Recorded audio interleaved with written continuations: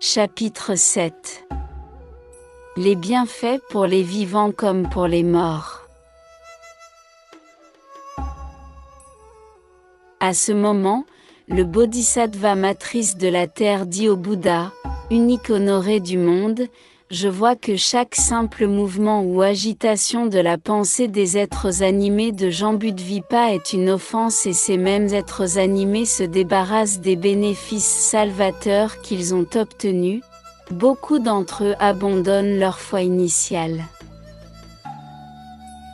S'ils rencontrent des circonstances défavorables, elles augmentent à chaque pensée. De telles personnes sont comme un homme transportant une lourde pierre sur un sol embourbé. Progressivement cela devient plus ardu tandis que la pierre pèse de plus en plus lourdement, et il s'enfonce plus profondément à chaque pas. Il peut rencontrer un conseiller qui l'aide à alléger son fardeau, ou, parce que ce conseiller a une grande force, il peut porter sa charge en totalité. De plus, il l'assistera et l'exhortera à poser les pieds fermement sur le sol. Quand il atteindra un sol égal, il devra se rappeler du mauvais chemin et ne s'y aventurera plus jamais. Unique honoré du monde, la dépravation habituelle des êtres animés s'élargit de la subtilité d'un cheveu à un degré incommensurable. Puisque tous les êtres ont de telles habitudes, leurs parents ou leurs proches doivent générer des mérites en leur faveur au moment de leur mort pour les assister dans leur évolution future. Ceci peut être fait en suspendant des bannières ou des dais, en allumant des lampes à huile, en récitant les sutras vénérés, ou en faisant des offrandes devant les portraits des Bouddhas et des sages. Et en récitant les noms des Bouddhas, Bodhisattvas, et Pratyeka-Bouddha en prenant soin que l'énonciation de chaque nom soit captée par l'OUE du mourant ou soit perçue par sa conscience essentielle. En tenant compte du mauvais karma généré par un être animé et des conséquences qui en résultent, cette personne devra tomber dans les voies maléfiques.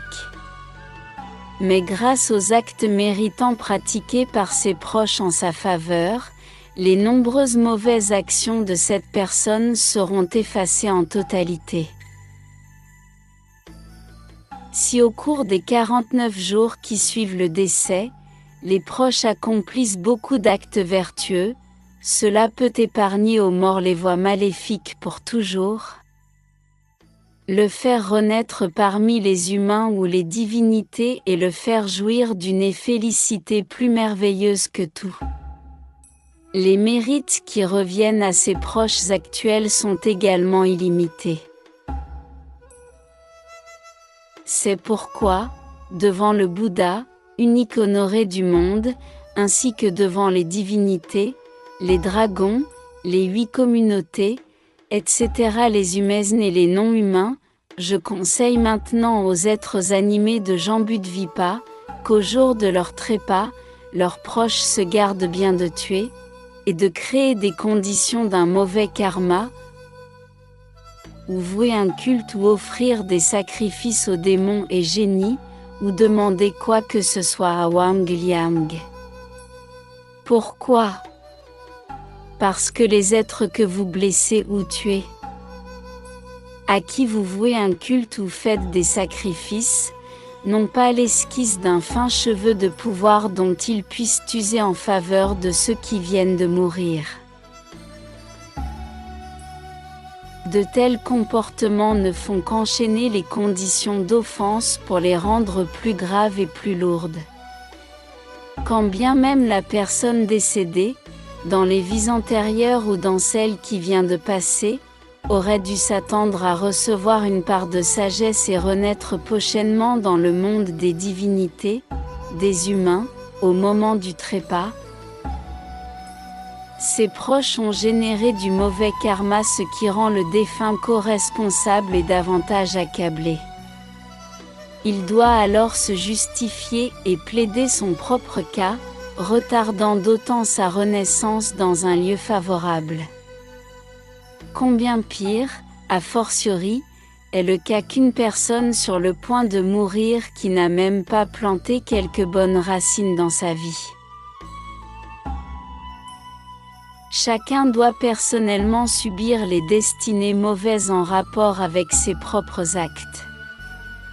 Cela est d'autant plus insupportable quand les proches ajoutent au poids de ses actes. C'est comme si un homme avait voyagé depuis fort loin avec un fardeau de plus de 100 livres, et avait épuisé ses vivres depuis 3 jours. S'il devait rencontrer soudain un voisin qui lui donne quelques affaires supplémentaires à transporter, son fardeau deviendrait plus pesant et plus accablant. Unique honoré du monde, quand j'étudie les êtres animés de Jambudvipa, je vois qu'ils peuvent intégralement bénéficier d'un quelconque acte vertueux dont ils seraient capables, grâce à l'enseignement du Bouddha. Serait-il aussi ténu qu'un cheveu, qu'une goutte d'eau, qu'un grain de sable? Après ces paroles, un aîné de l'assemblée dont le nom était Grande Éloquence, qui avait depuis longtemps atteint le stade de non-renaissance, et qui était apparu dans le corps d'un aîné pour enseigner et sauver les êtres des 10 directions, joignit les mains en signe de respect et demanda à Bodhisattva matrice de la terre. Grand chevalier, quand les proches des morts à Jambudvipa, jeunes et vieux, cultivent les vertus méritantes pour les morts en faisant des offrandes de repas végétariens et en cultivant d'autres bonnes causes, le mort en tire-t-il grand bénéfice et atteint-il la libération? Bodhisattva matrice de la terre répondit, aîné, m'appuyant sur le pouvoir impressionnant du Bouddha. Je vais maintenant expliquer ce sujet, d'une façon générale, pour venir en aide aux êtres animés du présent et du futur. Aîné, si les êtres animés du présent et du futur, le jour où ils approchent de leur fin, entendent le nom d'un Bouddha, d'un Bodhisattva, ou d'un Pratyeka Bouddha, ils obtiendront tous la délivrance, qu'ils aient commis des fautes ou non. Si un homme ou une femme, ne cultivant pas de bonnes causes et ayant commis beaucoup de fautes durant sa vie, après sa mort, a des proches, jeunes et vieux, qui accomplissent en sa faveur toutes sortes de bonnes actions générant des bénédictions et des mérites en sa faveur, il recevra un 7e des mérites et 6 septièmes s'attacheront à ceux qui l'aident.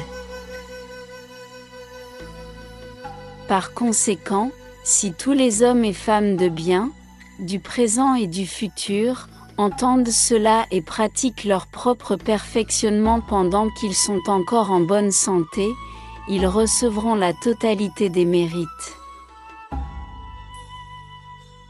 L'arrivée du grand démon de l'impermanence est inattendue, aussi l'esprit errte-t-il dans les ténèbres et l'obscurité. Ne sachant pas la part constitutive des fautes et des mérites. Pendant 49 jours, c'est comme si l'âme était hagarde et sourde, ou qu'elle était devant un tribunal discutant de ses conséquences karmiques. Une fois le jugement rendu, la renaissance s'opère en accord avec ses actes. Dans le temps qui précède la sentence, il faut souffrir des milliers de dizaines de milliers de tracas. Combien pire a fortiori est le cas de ceux qui doivent tomber dans les voies maléfiques. Pendant 49 jours, quelqu'un dont la vie est finie et qui n'a pas encore opéré sa renaissance, espère de toutes ses pensées que tous ses proches de chair et de sang gagneront des mérites suffisamment puissants pour le sauver. À la fin de cette période, il subira les conséquences correspondantes à son karma. Si le trépassé a un mauvais karma, il traversera une centaine de milliers d'années sans connaître jamais la délivrance. Si le trépassé mérite les 5 punitions ininterrompues, il tombera dans les grands enfers, où il subira un châtiment continu pour ses fautes pendant des milliers de dizaines de milliers de kalpas.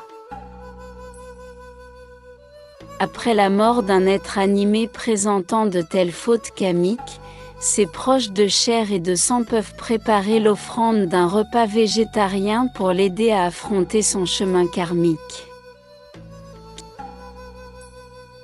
En procédant ainsi, on ne doit pas jeter l'eau qui a lavé le riz, et les feuilles des légumes par terre. Toute nourriture qui n'a pas été d'abord offerte au Bouddha puis au Sangha, ne doit pas être goûtée d'avance par quelqu'un pendant la préparation du repas ou avant qu'il ait été pris. S'il y a laxisme ou transgression à cet égard, le trépassé ne recevra aucun secours. Si la pureté est vigoureusement respectée en faisant l'offrande au Bouddha puis au Sangha, le mort recevra un 7e du mérite. Par conséquent, aînés, si les êtres animés de Jambudvipa font des offrandes végétariens à leur père, mère ou parents décédés, et font des prières sincères pour leur salut, cela profitera à la fois aux vivants et aux morts. Après ces paroles, les milliers de dizaines de milliers de millions de Nayutas, de démons et de génies de Jambudvipa qui se trouvaient dans le palais de Treyastrimsha s'embrasèrent d'une foi illimitée dans le Bouddha. L'aîné grande éloquence accepta cet enseignement avec joie, se prosterna et se retira.